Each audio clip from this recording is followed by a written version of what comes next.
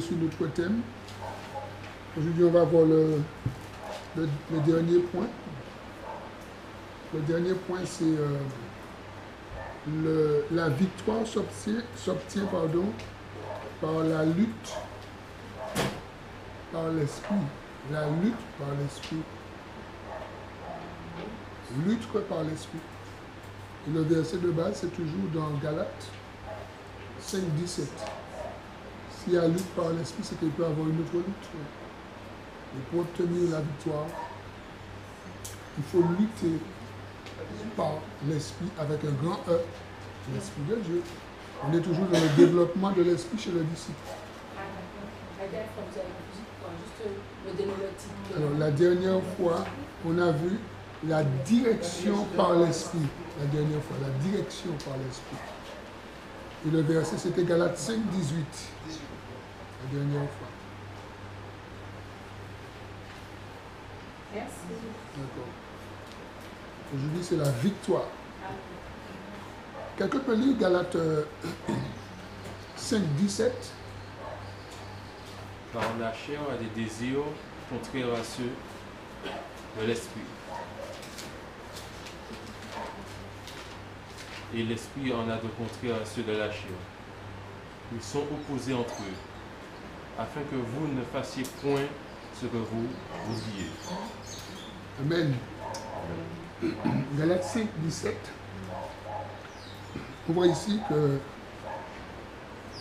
l'apôtre Paul disait aux Galates, et cette pensée, c'est pour nous aujourd'hui, que la chair a des désirs contraires à l'esprit, et l'esprit aussi en a de contraire à la chair. Ils sont en guerre. Il y a une lutte. Ils sont opposés entre eux afin que vous ne fassiez point ce que vous voudriez. Afin que nous ne fassions point ce que nous voulons. D'accord? La chair en guerre contre l'esprit. Et l'esprit en guerre contre la chair. Et la victoire s'obtient par la lutte par l'esprit. En chaque chrétien, en chaque disciple, il y a un combat. En chacun de nous. Il existe ce combat entre l'esprit et la chair. Chaque chrétien, chaque disciple, il y a ce combat. On n'est pas débarrassé totalement de la chair. Et c'est exactement ce que Paul nous dit dans Romains 7, versets 14 à 27. On va le lire, je vais le lire. Là encore, par rapport à la question de l'introduction tout à l'heure, ce passage, on va le lire, et Romains 7, versets 14 à 27. Oui, vas-y. Vas-y. La victoire s'obtient par la lutte de l'Esprit de Dieu. Oui, oui. Contre la chair et notre chair et notre esprit. Tout à fait. Oui. L'Esprit de Dieu. L'Esprit de Dieu qui est en nous. Parce que nous avons le choix. C'est parce qu'on a le choix de se battre aussi avec la chair. Parce que la chair a aussi de bonnes manières. La chair a aussi de bonnes manières. Bon. On va le voir. On peut faire le combat aussi pour la chair. C'est très important. Les gens qui n'ont pas Jésus dans leur vie, qui n'ont pas le Saint-Esprit, ils se battent aussi. Ils ont des atouts. Et ils présentent ces atouts. Quand on fait de l'évangélisation, on leur pose la question sur leur salut, eh bien, ils présentent les atouts de la chair, les œuvres de la chair, la loi. Tu vois? C'est leur combat. Ils te disent, moi, je ne fais pas ci, moi, je ne fais pas ça, moi je fais pas ci, moi j'observe ça. Et ils n'ont pas Christ. Et très souvent, ce qu'ils disent quand on analyse, ce sont de bonnes choses. De bonnes choses, mais dans la chair. Mais aucune de ces choses ne vont leur donner le salut, la vie éternelle. Alors, nous aussi, nous pouvons faire le combat dans la chair. Tu vois? Parce que lorsqu'on parle de la chair, on parle toujours du côté négatif de la chair. Il y a le côté positif de la chair. Mais qui reste quand même charnel. Tu vois? Dans Romains 7, voilà un passage qui a fait beaucoup d'ampoulés et qui fait encore de l'ampoulé. Romains 7, je vais lire à partir du verset 14 jusqu'au verset 25. Romains 7, 14. Il est dit, nous savons en effet que la loi est spirituelle. Mais moi, je suis charnel. C'est Paul qui parle ici. Vendu au péché, car je ne sais ce que je fais, et je ne fais point ce que je veux, et je fais ce que je hais. Or, si je fais ce que je ne veux pas, je reconnais par là que la loi est bonne. Verset 17. Et maintenant, ce n'est plus moi qui le fais, mais c'est le péché qui habite en moi. Ce qui est bon, je le sais, n'habite pas en moi, c'est-à-dire dans ma chair. J'ai la volonté, mais non le pouvoir de faire le bien. Car je ne fais pas le bien que je veux, mais non, et je fais le mal que je ne veux pas. Et si je fais ce que je ne veux pas, ce n'est plus moi qui le fais, c'est le péché qui habite en moi. Je trouve donc en moi cette loi. Quand je veux faire le bien, le mal est attaché à moi. Car je prends plaisir à la loi de Dieu selon l'homme intérieur, mais je vois dans mes membres une autre loi qui lutte contre la loi de mon entendement et qui me rend captif, prisonnier de la loi du péché qui est dans mes membres. Misérable que je suis, qui me délivrera de ce corps de mort? Grâce soit rendue à Dieu par Jésus, Christ notre Seigneur. Ainsi donc moi-même, je suis par l'entendement esclave de la loi de Dieu et je suis par la chair esclave de la loi du péché. Voilà un passage, une sœur, vas-y. Oui, j'ai lu ça, je l'ai lu, relu. Jusqu'à présent, je crois que j'ai encore un mal à pouvoir essayer de comprendre. Franchement, là, c'est... Tu n'es pas la seule. Parce que tu n'es pas la seule, parce que ce passage, rien que les théologiens seulement, ils sont très partagés sur le passage. Il y en a qui disent que Paul a écrit ça de lui, parce que Paul parle ici de lui. Il y en a qui disent que Paul a dit ça de lui avant qu'il soit converti. Et il y en a d'autres qui disent que Paul parle étant converti. Et moi, je pense aussi qu'il parle étant converti. Parce que nous savons tous que nous sommes convertis, baptisés, et nous avons de gros combats.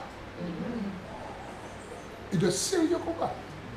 Et nous devons les mener par l'esprit. Et tout ce que Paul dit là, tout ce qu'il dit là, je ne sais pas pour vous, mais moi je me reconnais là-dedans.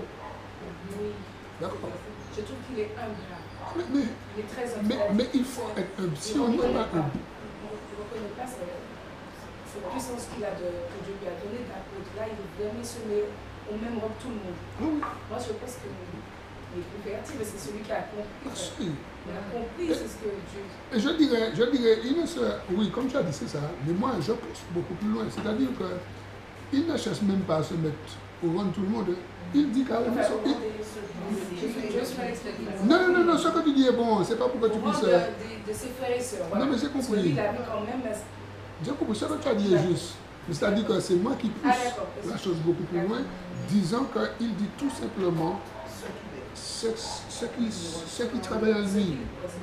Je vais vous dire quelque chose. Très souvent, lorsque nous regardons, par exemple, quand vous me regardez, ou comme moi, quand je regarde un serviteur, on peut penser que ce serviteur, il est machin, il n'a pas de détour de pensée.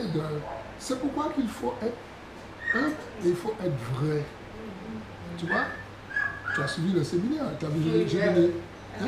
j'ai donné plein d'exemples me concernant. Parce que des fois, quand on voit le serviteur ou une servante, quelqu'un qui maîtrise, on veut toujours penser, bon ben lui, mais non pas lui, il tombe pas, il fait. Non. Paul est en train de nous dire ici qu'il est un humain comme tous les humains. Et pourtant, Paul, c'est pas n'importe qui. D'accord? C'est quelqu'un qui a une vie vraiment livrée. Et ce que le Seigneur veut, c'est que nous ayons une vie livrée. Mais livrée vraiment, sans retenue. Et c'est pourquoi c'est important de toujours relire ces passages qui nous ramènent à nous-mêmes. D'accord? Qui nous ramènent à nous-mêmes. C'est très important. Ici, Paul est en train de dire que des choses qu'il ne veut pas faire et qu'il n'aime pas, par moments, il se surprend. Il se surprend. D'accord? Soit en train de faire ces choses, ou en train de penser ces choses. C'est pourquoi finalement il dit dans 1 Corinthiens 9, je traite durement mon corps. C'est pourquoi là on peut comprendre pourquoi dans 1 Corinthiens 9, 27, il dit qu'il traite durement son corps et il le tient assujetti. Tu vois? Et c'est ça parce qu'un chrétien, un disciple, c'est un athlète. Tout le temps il faut faire de l'entraînement pour garder son corps, tu vois, tout le temps. Tout le temps. 2 jours, pas faire footing, pas faire. Tout ce que tu as appris là, en 10 ans là, tu restes une semaine, un mois, quand tu bon, ma pas un petit bail là. Ou pas de ça. Là, le piston là. Ou pas de ça, ou bien ça. Et c'est ça. Et sur le plan spirituel, c'est la même chose. Tu es obligé de t'entraîner, lire ta parole, jeûner, comme notre sœur vient de dire, prier. Tu vois, c'est ça, se tenir à la pêche. Et ici, l'apôtre Paul nous permet de comprendre effectivement qu'il est dans ce combat. Il est dans ce combat. Et c'est pourquoi ici, nous disons que le chrétien, tous les chrétiens, tous les disciples, ont un combat entre l'esprit et la chair. Et maintenant, entendons par la chair, parce qu'il y a plusieurs dimensions dans la chair. La chair dont nous parlons, lorsque nous parlons du chrétien, puisqu'on parle de cette lutte, c'est ce qui reste du vieil homme chez le croyant. D'accord? Parce qu'il y a toujours un reste du vieil homme en nous. Qu'on le veuille ou non, il y a toujours un reste. Et c'est ce reste-là qui fait que quand quelqu'un nous a fait quelque chose, si l'Esprit de Dieu n'a pas interpellé nous, nous avons pas nous. Tu vois? Surtout là, ça il fait nous, il pas pour faire nous, tu vois? Parce qu'il y a un reste là. Il y a un reste de ce vieil homme qui nous dit toujours quand même là, tu vois? Et on trouve des fois un chrétien à côté qui nous donne raison. On trouve un frère, une soeur qui nous dit bon, même quand même, le frère, c'est le salut, quand même, le frère, on ne va pas faire ça, qui nous encourage. Celui qui, au contraire, va nous encourager, nous disant que, bon, écoute, tu as fait ça, mais la parole dit de pardonner, tu vois, cette personne va t'aider à entrer dans l'esprit, va t'aider à entrer dans la volonté de Dieu. Mais l'autre qui est très charnel, il va te donner des exemples, disant, mais non, quand même. Elle est là, quand même. D'accord, bon Dieu a dit ça, mais là, quand même, il ne faut pas faire. Mais oui, et c'est pourquoi, tu sais, c'est pourquoi nous, là, c'est un combat. Mais quand on reconnaît quand même, parce que quand on reconnaît quand même, parce que quand même, Dieu nous donne des discernements. Oui. Mais quand on sait effectivement ça, donc on se dit non, ça ne vient pas de Dieu, il faut pouvoir chasser. Tout à fait. Ne pas laisser. Tout à fait. Ne pas se laisser influencer. C'est ça. Tu voulais dire? Le mois dernier, j'ai eu un petit problème avec ma part, j'ai un petit peu de problème. Et ton téléphone avec ma soeur qui a un problème en métropole. Je travaille en cuisine, donc j'ai aidé à faire manger, puis j'ai tenté de passer à sa prière avec mon collègue. Elle arrive et puis elle me dit, bon, elle est en train de sortir, puis elle me dit, ah oui, ça fait un moment que tu es au téléphone, et ça commence à bien faire. Et moi, je vois que le problème avec ma soeur, et ce qu'elle est en train de me dire là, c'est costaud. Alors, je n'ai pas répondu tout de suite. Et puis elle revient sur mon corps, elle me dit, oui, et puis ça commence à bien faire parce que tes enfants t'étendent pour faire. Là, quand elle m'a dit ça, ça m'a un peu. Donc j'ai déposé le téléphone, j'ai gagné ce excuse-moi, je suis rappelé après. Et puis j'ai répondu, j'ai dit, mais écoute, le téléphone c'est moi qui paye, donc il n'y a pas d'interdit, tu ne nous as jamais interdit de téléphoner, etc. Donc effectivement, je me suis mise en colère, bon, j'ai pas. En tant que chrétien, je me suis comme contrôlé parce que je n'ai pas dit tout ce que j'avais à dire. Mais bon, j'ai fait comprendre que je suis pas son esclave, etc. Et puis, nous sommes partis, je t'écoutais les jeux pour. Je suis retourné, comme nous sommes retournés, j'ai balancé le téléphone et bon, c'est passé. Alors, je tiens ma collègue ici, je vais aller quand elle me demande pas encore.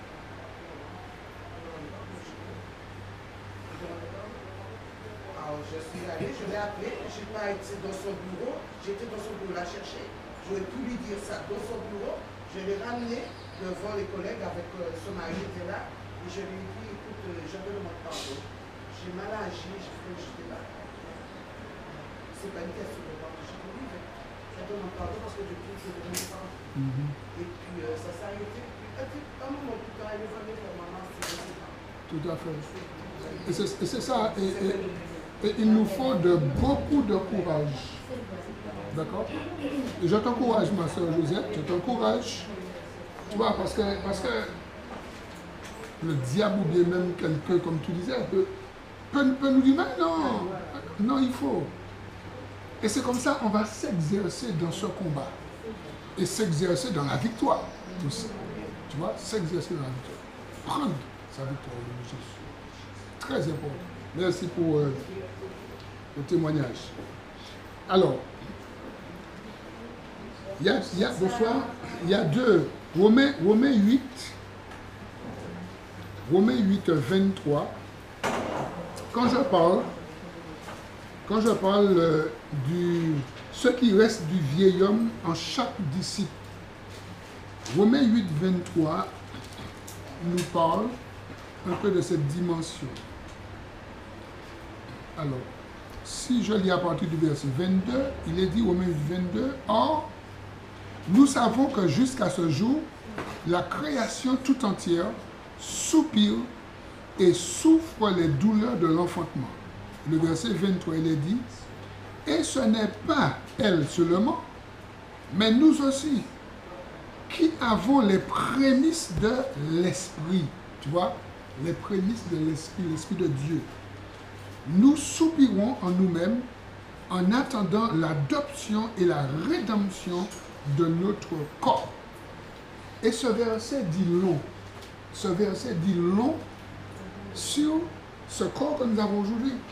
Parce que si Paul dit que nous soupirons, nous souffrons et nous attendons la rédemption.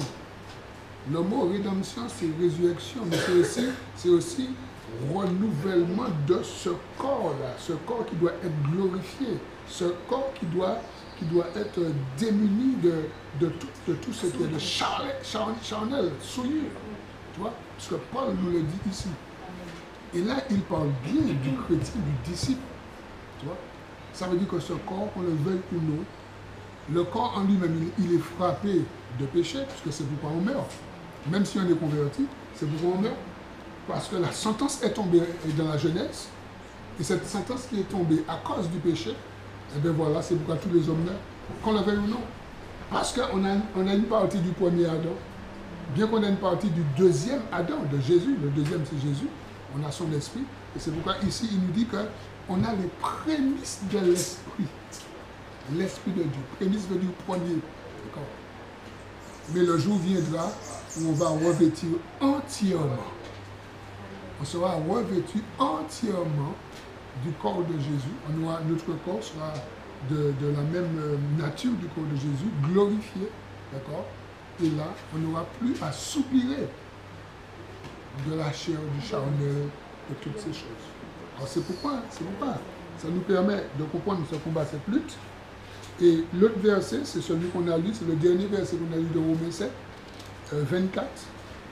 Romains 7, 24. 7,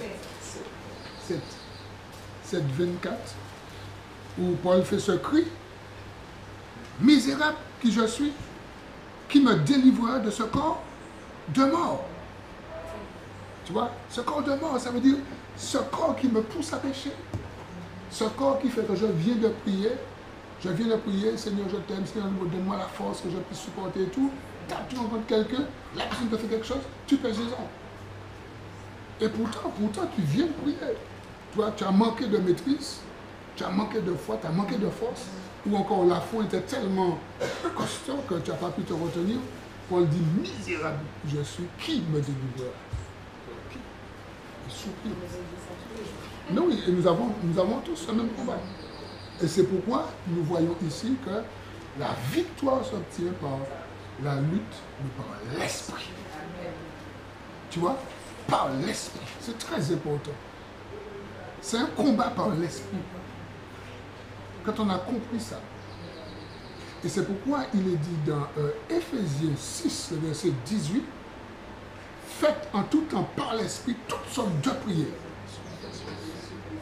Tu vois? Et de supplications. C'est très important. Toutes sortes. Dans Éphésiens chapitre 6, le verset 18. Alors,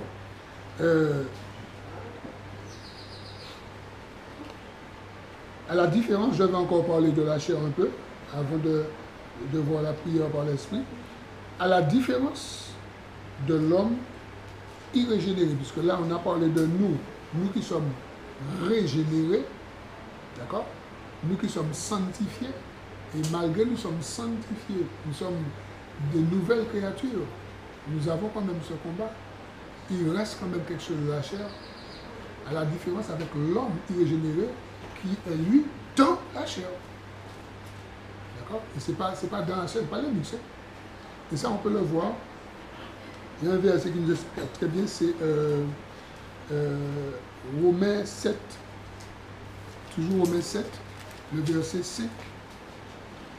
Les versets 5 et 6. Ouais, j'ai noté Romains 7, versets 5 et 6.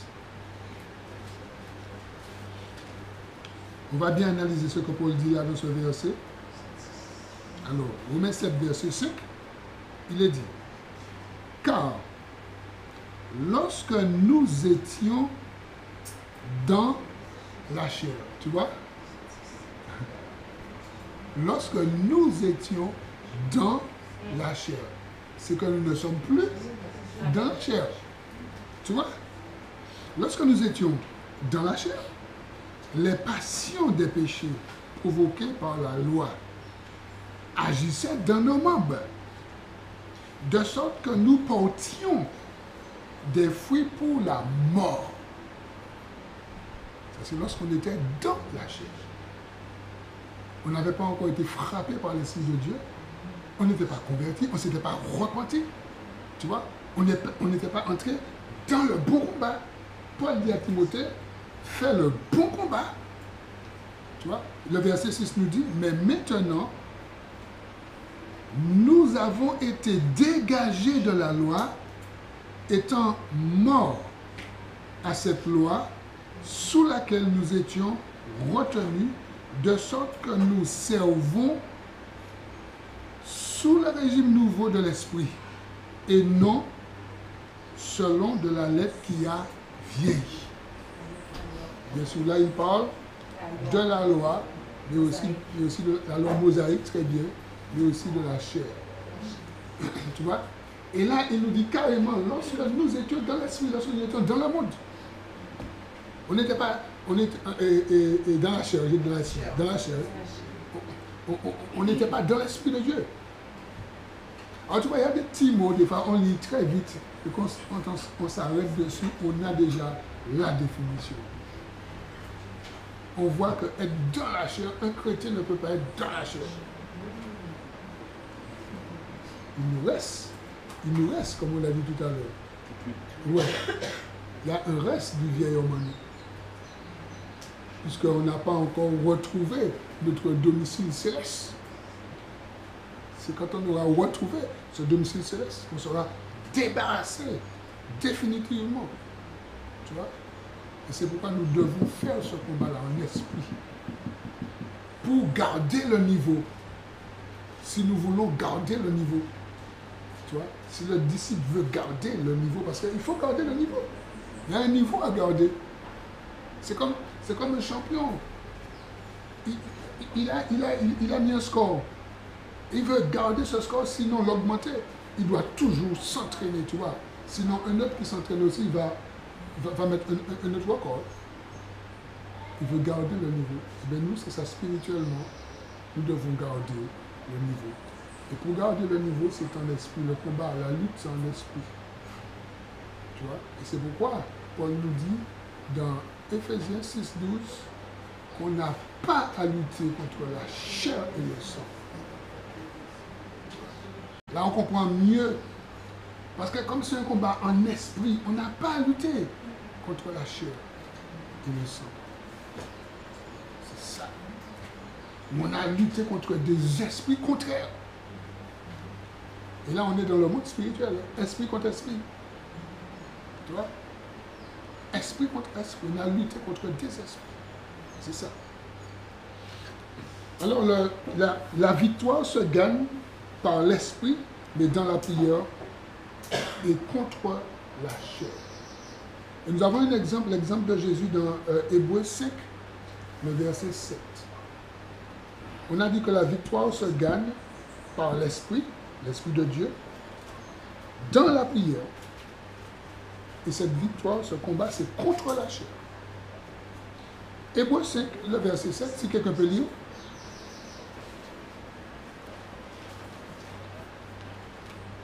C'est lui qui, dans les jours de sa chair, ayant présenté avec de grands cris et avec larmes des prières et des supplications à celui qui voulait le sauver de la mort, et ayant été exaucé à cause de sa piété, a appris, bien que du Fils, l'obéissance par les choses qu'il a souffert, et qui, après avoir été élevé à la perfection, est devenu pour tous ceux qui lui obéissent, l'auteur d'un salut éternel.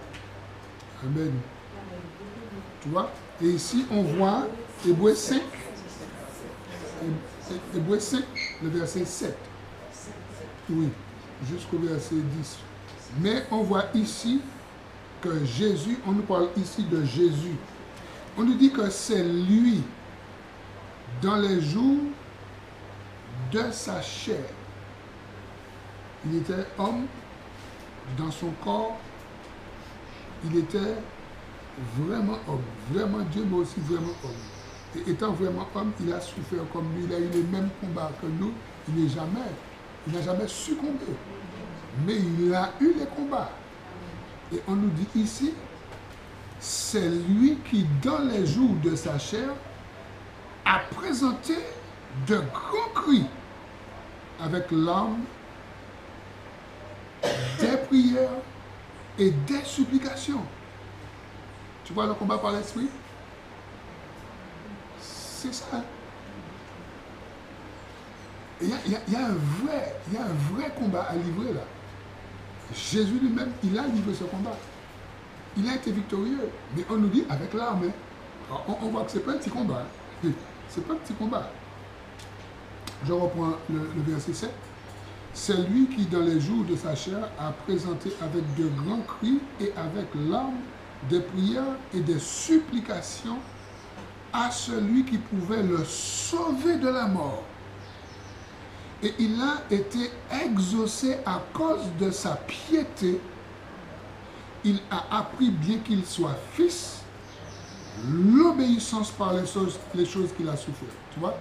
Ça veut dire que dans ce combat contre la chair, ce combat se fait en esprit, dans la prière, mais dans ce combat, il y a aussi la notion d'obéissance. Tu vois? Parce que des fois, tu rencontres des personnes qui disent, mais j'ai jeûne. Oui, j'ai jeûne. Mais est-ce que tu es dans l'obéissance?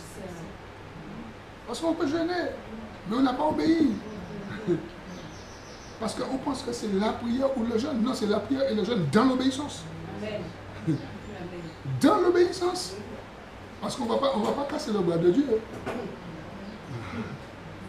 Mais non, tu vois, Jésus, bien qu'il soit fils, on lui dit qu'il a fait ce combat dans la prière, avec l'âme, avec de grands cris, mais dans l'obéissance. Et c'est pourquoi il a gagné ce combat. Tu vois? Et nous aussi, bien aimés, étant disciples, ça veut dire qu'étant disciples, nous avons une mission. Étant disciples, le Seigneur nous a mandaté par rapport à certaines choses.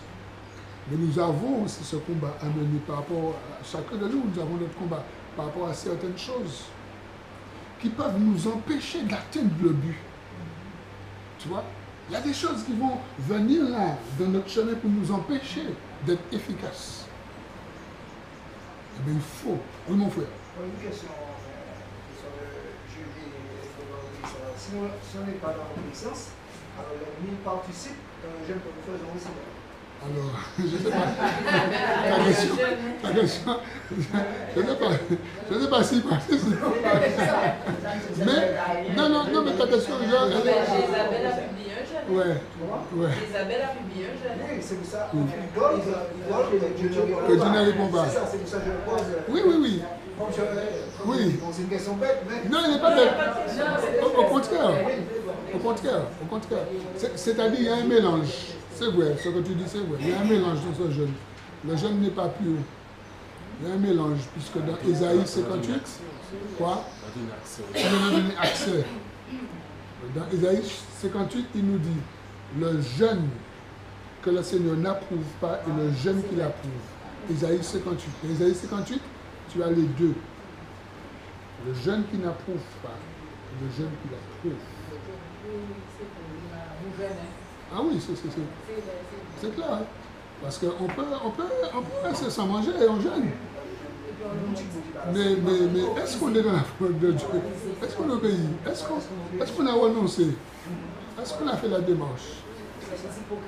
Ah oui. Les hypocrites détachent les liens de la méchanceté, dénouent, tu vois. Tout est là. Dans Ésaïe 58, en parlant du jeûne de la prière. Et Jésus a fait le bon combat. Alors, je pose une question. Comment Jacob a-t-il lutté avec l'ange? Genèse 32, versets 24 à 28. Parce que nous sommes dans cette victoire qui s'obtient dans la lutte, mais dans l'esprit. Genèse.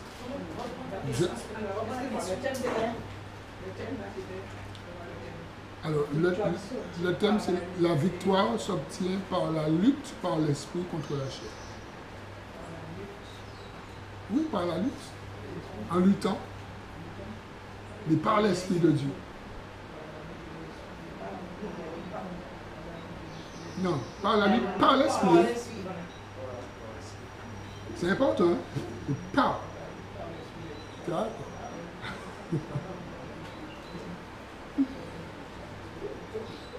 Qu'est-ce qu'on a dit à l'instant?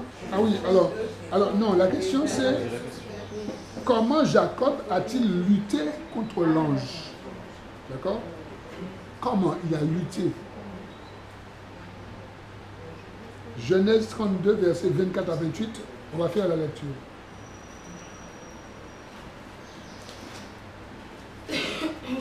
Genèse 32. Contre l'ange. Comment Jacob a-t-il lutté contre l'ange? Oui, contre l'ange ou avec l'ange, mais quand tu... C'est le combat, quoi, la nature. On va le lire, quelques values. Genèse 32, versets 24 à 28. Jacob demeura seul. Alors un homme lutta avec lui jusqu'au lever de l'aurore. Voyant qu'il ne pouvait lever, cet homme le frappa à l'emboîture de la hanche, et l'emboîture de la hanche de Jacob se démit pendant qu'il luttait avec lui. Il dit, laisse laisse-moi aller, car l'aurore se lève. Et Jacob répondit, je ne te laisserai point aller, que tu n'aies béni. Je lui dis, quel est ton nom? Et il répondit, Jacob.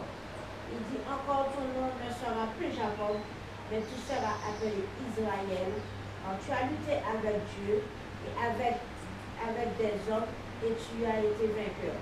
Amen. Amen. Alors, la réponse. Eh ben justement, la question c'est comment Jacob a-t-il lutté contre l'ange? Comment? En priant. Il dit autre chose ou bien qu'il... Un homme lutin. Alors, Genèse 42. Oui. Oui. Oui, notre soeur, elle a dit en priant, mais on peut ajouter encore le soir. Tu as dit en persévérant. Oui. Dans le combat là, non. Mais peut-être avant, mais dans le combat là, non. Réclamant la bénédiction. Dans l'obéissance. Il y a quand même du physique. C'est une question que tu poses. Non, je dis que je me sens que je constate qu'il y a du physique. Puisque s'il a frappé, il n'y a pas de physique pour te répondre tout de suite. Justement, et c'est là que je veux, c'est bien ton intervention, c'est là que je veux en venir. C'est là que je veux en venir, parce que tu sais, on lit le passage. On lit le passage, c'est un combat d'esprit qui va là. Tu vois, on lit le passage. C'est la prière. Et dans cette prière, il y a un vrai combat qui est livré. Hier soir, on faisait la délivrance, c'est la prière, on prie avec quelqu'un. Ça a duré 3 heures de temps. Non, mais ce n'est pas pour parler de l'heure, mais c'est par rapport à ce qu'on parle. D'accord? La personne ne l'a jamais touché. Hein. Mais elle a mal à gauche, elle a mal, elle crie, elle a mal. Elle a mal. Son dos lui fait mal, sa jambe lui fait mal, les personnes ne pas jamais mais tu vois, son physique lui fait mal, son corps, les personnes ne la battent. C'est un combat d'esprit qui va là. C'est un combat d'esprit, c'est spirituel ça. Tu vois, Jésus dit qu'un esprit n'a ni os ni chair. Jésus dit que le vent, il sort, tu le sens, tu ne sais d'où il va, tu vois, mais tu le sens. Il dit qu'il en est de même pour tous ceux qui naissent de nouveau. Ça veut dire que c'est un esprit qui te touche, qui rentre dans le physique, qui te touche, et qui peut se faire sentir. Tu vois? Et l'esprit a des nuits, il a un jeu de Jacob. Très souvent, nous prions avec les gens à la délivrance. Les gens ont mal, ils ont ci, ils ont ça, mais ce n'est pas personne physique qui fait ailleurs. D'accord? C'est l'esprit qui se manifeste. Et tu vois, et là nous sommes, la victoire, elle s'obtient, tu vois, par la lutte, mais par l'esprit. La parole de Dieu, on y arrive très bien mon frère Johnny. Vous voyez, et c'est ça bien aimé. Le disciple doit s'équiper là. Il doit s'équiper, le disciple, il doit rentrer dans le combat, il doit rentrer là-dedans, il doit comprendre que... Amen. Comment on peut interpréter le coup à la vache? Comment on peut l'interpréter? Je dis ça parce qu'il y a quelque chose qui me vient à l'esprit. Vas-y. Ça me rappelle un peu l'apôtre Paul qui demande à Dieu de... Ça n'a rien à voir peut-être, mais qui demande à Dieu de le guérir. Alors je me suis dit, si lui, il a remporté la victoire, est-ce que ce n'est pas pour son orgueil, ça? Je ne sais pas. Mais pourquoi il est blessé? Tu parles de Paul ou de Jacob? Jacob. Oui, Jacob. Alors, et je me suis souvenu de Paul aussi, qui avait une écharpe dans voilà. 2 Corinthiens 8. Alors, est-ce qu'on peut faire un schéma? Si, on peut faire un rapprochement. Alors, bien que dans Paul dit que c'est un ange du diable qui l'a soufflé pour qu'il ne s'enorgueillisse pas, d'accord? Tandis que là, il faut analyser le personnage. Le personnage, c'est qui? C'est Jacob. Jacob, c'est qui? C'est un doubleur. Ah oui, c'est le traître. C'est un usurpateur. Jacob, c'est un malin. Jacob, c'est un fier. Jacob, il a toujours gagné. D'accord? Il a toujours gagné, Jacob. Il s'en sort toujours d'affaires par ses ruses. Là, Dieu va lui donner une marque. Dieu va l'humilier. Il va sortir champion, mais il aura la marque. Il va boiter. Dans sa démarche, on verra que cet homme-là, il n'est pas sain quelque part. C'est important ça. Dans sa démarche. Et dans notre démarche, on sait. On sait quand on nous regarde si nous sommes humbles ou non. Si nous sommes fiers. D'accord? Si nous sommes fiers. Nous sommes orgueilleux. On ne plie pas. Jacob a gagné, mais il a plié. Il a bretté, il a débretté. Il a perdu toute sa fierté. Ça, c'est du spirituel. Il a été touché dans son corps. Mais c'est du spirituel. Tu vois, quand on le voit, on sait que lui n'est pas saint quelque part. On sait là. Il est dit en hébreu que, comment il dit ça? C'est terrible pour un homme de tomber sous la main de Dieu. Tu vois? Pour un homme de tomber sous la main de Dieu. Tu ne peux pas lutter avec Dieu et sortir indemne. Sinon tu es Dieu. Tu comprends? Sinon tu es Dieu. Non, tu ne peux pas sortir indemne. Non. Dieu, il faut que tu t'humilies. Tu vois? C'est très important. D'accord, ma soeur. Oui, ma soeur. Et moi, en fait, ce passage-là me faisait penser aux armes spirituelles, à la ceinture, qui disait, le passage dit en gros, Oui. de mettre à tes reins la ceinture de vérité. En fait, on parle de reins, ça me fait penser à reins. Mais en faisant une méditation, je me posais la question, effectivement, est-ce que nous n'avons pas des reins sur le plan spirituel? Pourquoi j'ai pensé à ça? Parce que humainement parlant, les reins, c'est une usine de purification, entre guillemets. C'est par là que le sang, les urines, si je ne dis pas de bêtises, passe pour. Ça purifie, voilà, ça purifie en fait. Et je me disais, est-ce que sur le plan spirituel, il n'y a pas quelque chose à voir aussi là? Bon, après, ça reste ouvert, hein? Mais pour les hanches, je me pose la même question. Est-ce que cette notion de hanche-là, sur notre corps spirituel, qu'est-ce qu'on doit trouver dans les hanches? Moi, c'est. Je suis d'accord, il a sans doute été aussi marqué physiquement, oui, mais sur le plan spirituel, est-ce qu'on n'a pas un corps spirituel glorifié en fait? Mais il y a toujours ces. Moi, je ne me dis pas que c'est comme Dieu qui nous a donné ce corps charnel et il y a beaucoup de choses à comprendre dans ça. Oui, c'est ça. Alors, par rapport au ce que tu dis, il y a plusieurs interprétations. Mais ce qu'on doit, pour moi, retenir, c'est le fait aussi debout. Debout. Oui, la position debout. Ferme. Quand tu dois soulever quelque chose, c'est comme on a avant, regarde où, marion pour attraper vent. Spirituellement, la ceinture de vérité, c'est la parole qui nous permet de tenir debout face au mensonge. Face aux choses, tu vois, il y a aussi ce côté-là. J'ai bien aimé ce qu'elle a dit. Je n'ai jamais travaillé dessus, mais il y a quelque chose à travailler dessus là. Tu vois, il y a plusieurs aspects. Il y a plusieurs aspects.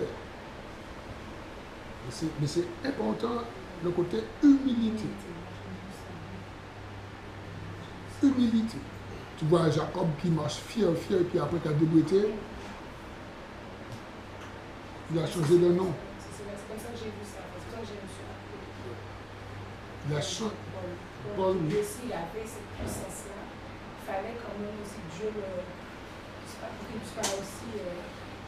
Oui, parce qu'il a dit 3 fois, j'ai prié. Que Dieu ne le perde pas. Parce que parfois, quand on commence à avoir puissance, on peut s'enorgueillir et dévier.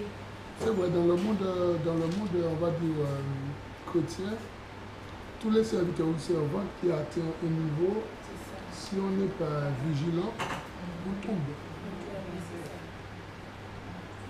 Beaucoup d'humilité. Si on n'est pas vigilant, on tombe. Il faut être strict. Qui est debout, comme garde. Il faut être garde de ça.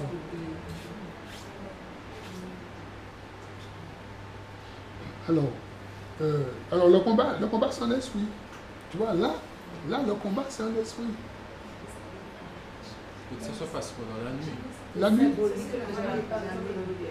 Oui, la nuit.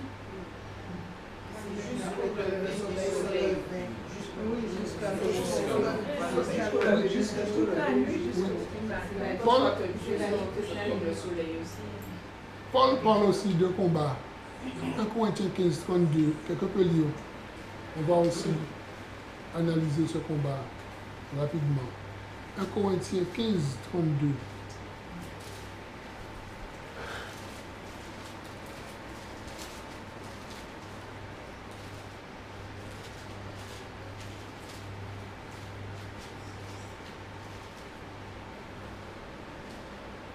Si c'est dans les vues humaines que j'ai combattu contre les bêtes à Éphèse, quel avantage m'en revient-il?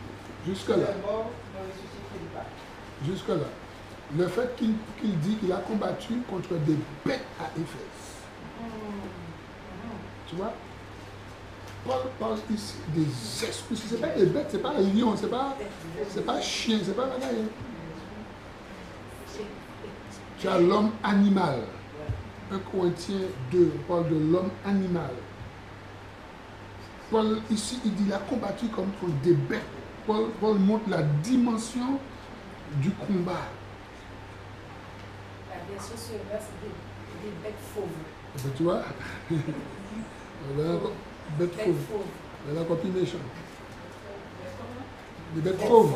La version sur le bêtes fauves.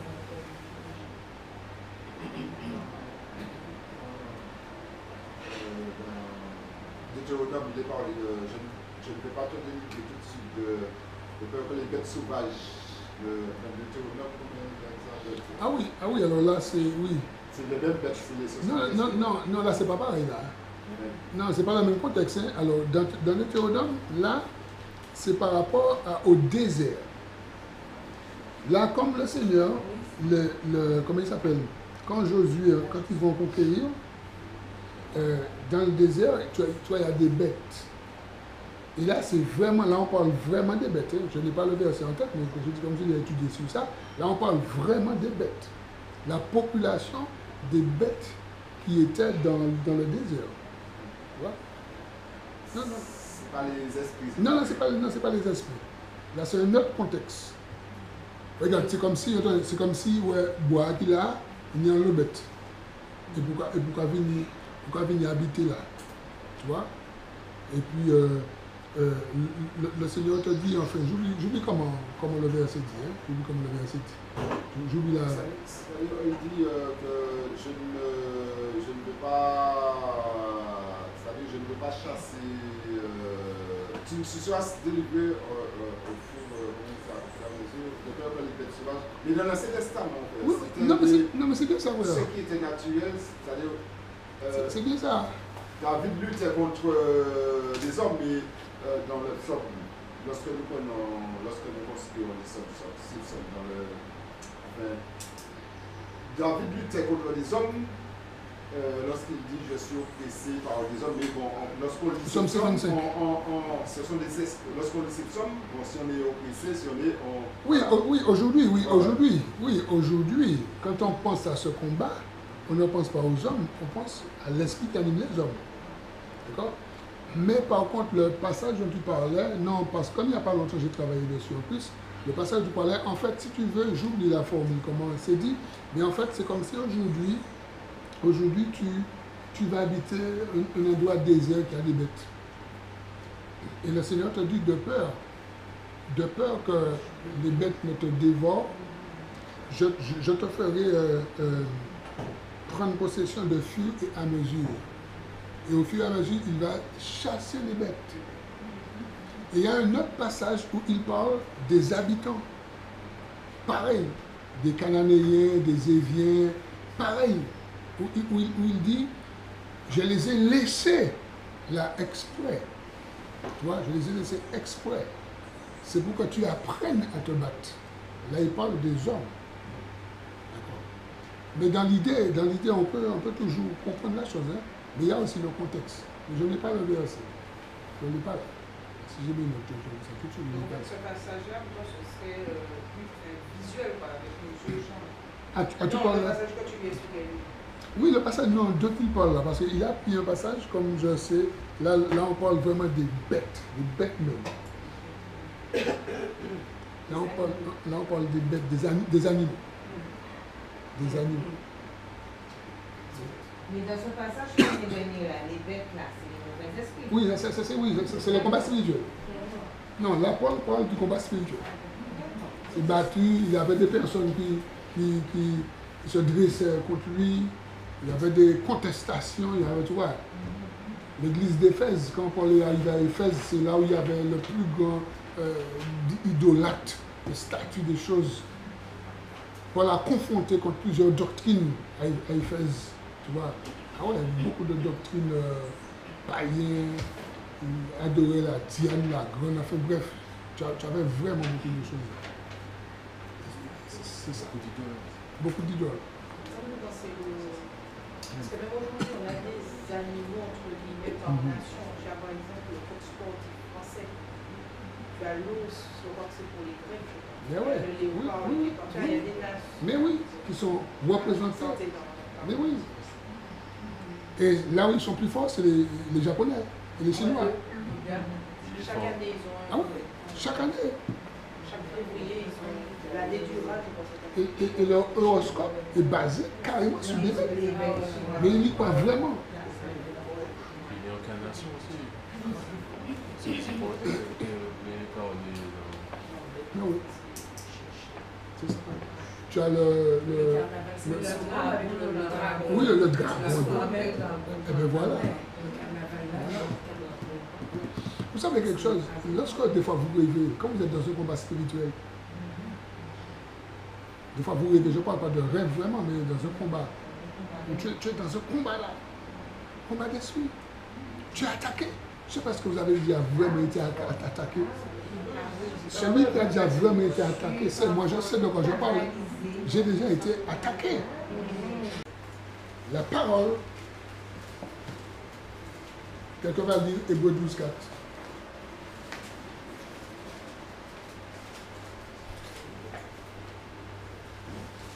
Vous n'avez pas encore résisté jusqu'au sang en luttant contre le péché.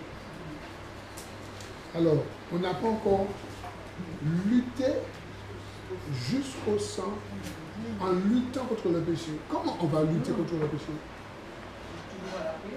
Par la prière et la parole. Ce que nous dit la parole, tu vois, c'est important. La prière et la parole. Tu vois, lutter jusqu'au sang. C'est un combat de titan, mais il est spirituel. S'il y en a un qui doit rester par terre, ce n'est pas nous, c'est lui. Ce n'est pas nous qui devons rester par terre, chers amis, c'est lui. Parce que Colossiens 2, 15, 14 nous dit que le Seigneur à la croix l'a dépouillé. Colossiens 2, 15, 14. Le Seigneur l'a dépouillé. D'accord? Ça veut dire que là où il avait autorité, là où il avait pouvoir, Dieu l'a dépouillé en le livrant un spectacle. Jésus l'a jeté par terre, un spectacle. S'il y en a un qui doit rester par terre, c'est lui et non nous. Ce n'est pas à nous d'être par terre. C'est lui qui est un spectacle. Mais bien sûr. Mais oui, ça fait ça. Hein? Il y a une question par rapport. On a parlé un peu d'animaux. Oui. Je me rappelle, il y a un moment, je sortais en réunion avec ma mère au temps. Et on allait prendre la voiture. Ma maman me dit, où un chien là, c'est pas un chien. Alors moi, qui est enfant, je ne savais plus quel âge que j'avais. Je me suis toujours posé des questions. Et puis encore quelque chose, durant la nuit, toujours avec la période d'adolescent, j'ai commencé à dormir. Mais j'entends des chiens qui aboient, Alors, moi je sors, j'ouvre la porte, je sors, je vais chercher, qu'est-ce qu'il y a à boire? En fait, moi, je suis rentré. Parce que ce n'est pas chien qui a boire là. Et tout de suite, la position de combat, je l'ai vu à travers ma mère, et a commencé à lier tous ces esprits qui se faisaient dans les quartiers aux alentours. Et ça s'est calmé. Donc c'est pour montrer que aussi, nous, en tant que chrétiens, des fois nous entendons des choses, nous voyons des choses. Il est bon d'être discerné et d'agir aussi. Et de prendre autorité. Prendre autorité. Oui, parce que le diable, il agit. Le Seigneur nous dit qu'il a le pouvoir de faire du feu sortir du ciel. Il a le pouvoir. Il a sa puissance. D'accord? Il est dit qu'il peut se déguiser en ange de lumière et ses ministres se déguiser en ange de lumière pour séduire. Ses ministres. Ses ministres, ceux qui ont les démons, mais ceux qui, les agents, les voyants, les magiciens, c'est là ces ministres. Puisqu'ils sont animés par l'esprit du diable. Mais oui. Et aussi, ils peuvent faire des choses. C'est ça. Et c'est pourquoi il faut qu'on soit très discernement. Et très souvent dans l'église, nous avons des agents qui sont là. Mais ça, on n'a pas de discernement. On n'a pas de discernement. Très souvent, on a des agents qui sont là. Des espions qui sont là. Pour mélanger, pour diluer. Diluer l'eau. Diluer, tu vois. Très important, c'est pourquoi le message de la croix ne doit pas être occulté. Diable n'a pas le message ça, le message de la croix. Qu'est-ce que c'est ce message? Alléluia. 2 Corinthiens 10, 3, 4. Là, on voit encore la stratégie du combat. Le combat dans l'esprit.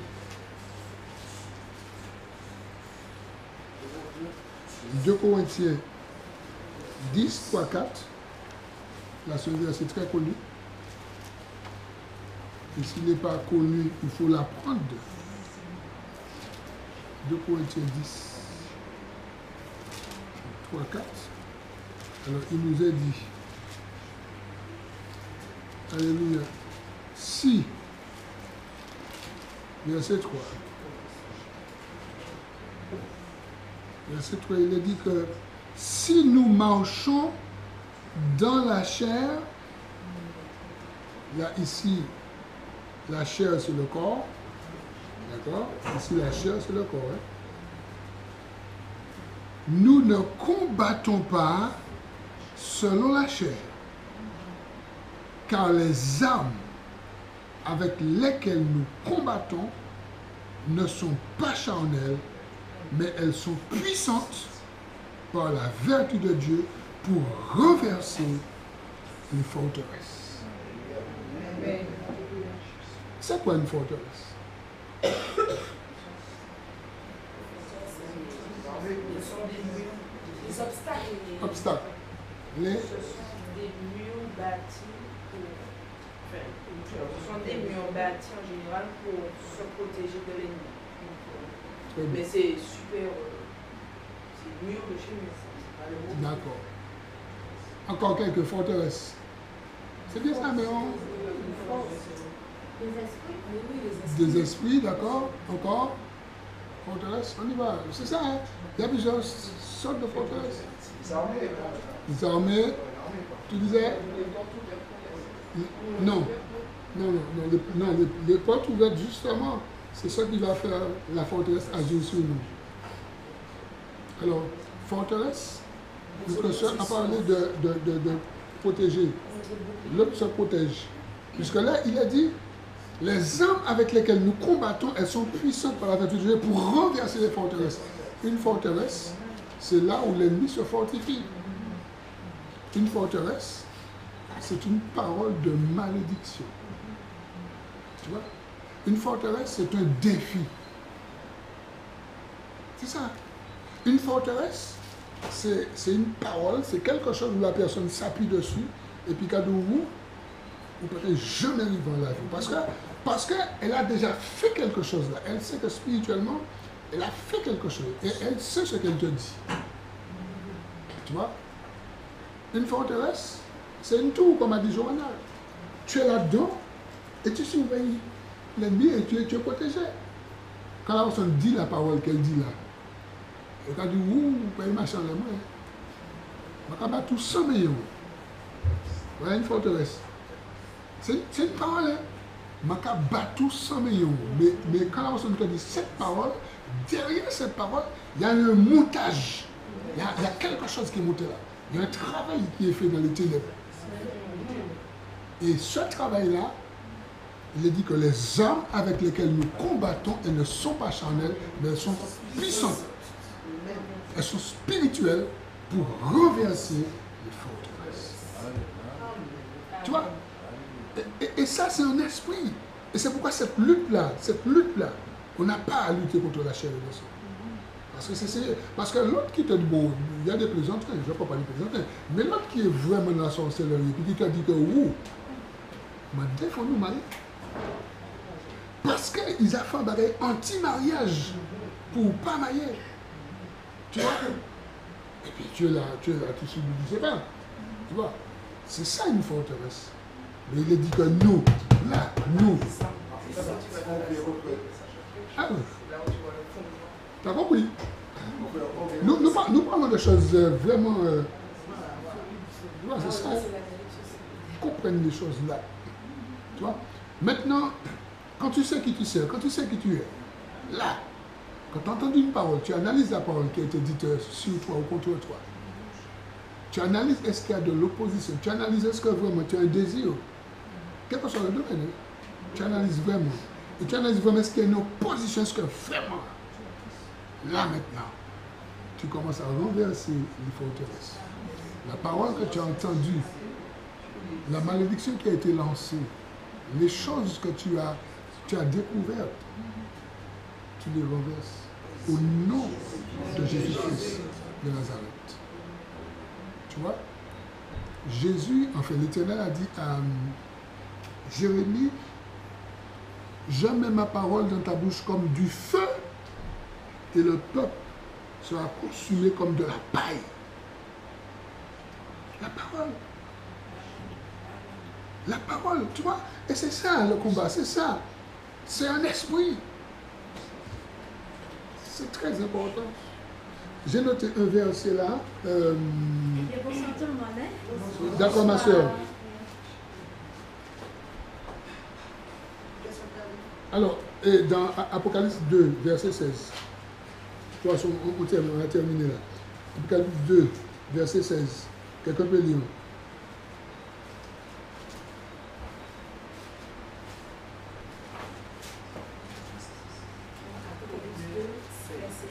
Oui.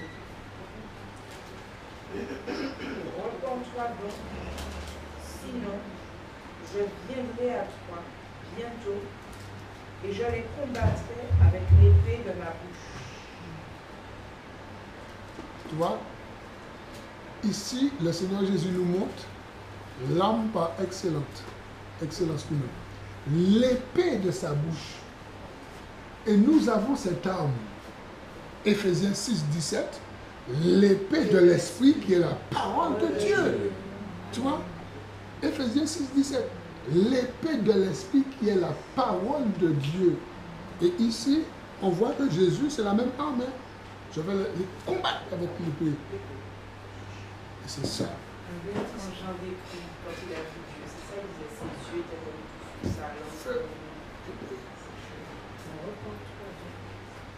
Ah oui, bien aimé. Et c'est là, nous chrétiens, nous disciples, nous avons tout le monde. Maintenant, l'esprit, alors, la victoire que nous prenons par l'esprit dans la lutte, c'est à l'aide de la parole. D'accord? À l'aide de la parole.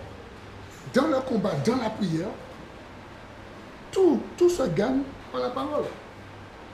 Quand tu pries pour quelqu'un, quand tu pries Ta prière, elle est constituée de quoi? Il faut qu'elle soit constituée de la parole de Dieu, les promesses de la parole de Dieu. Parce que la parole de Dieu est une épée. La parole de Dieu, c'est un feu. C'est un marteau. Tu vois? Dès qu'on manie la parole, et en même temps, on est dans la sanctification, on a déjà gagné. Amen. Vous comprenez? C'est pourquoi nous sommes un peuple victorieux, mais pourvu que nous soyons dans l'obéissance, dans la sanctification. Tu vois? C'est ça. C'est très important, chers amis, c'est très important. Et le disciple maintenant que nous sommes, là maintenant, le disciple que nous sommes, quand on a compris ça, c'est pourquoi tous ceux que nous avons vus jusqu'ici, tous en boîte, un disciple, c'est normal qu'il ait le réflexe de lire sa parole régulièrement. Parce qu'il sait que la parole, c'est une arme. Non seulement c'est une nourriture parce qu'il a besoin de manger, mais quand il est en danger, c'est une arme. Tu vois?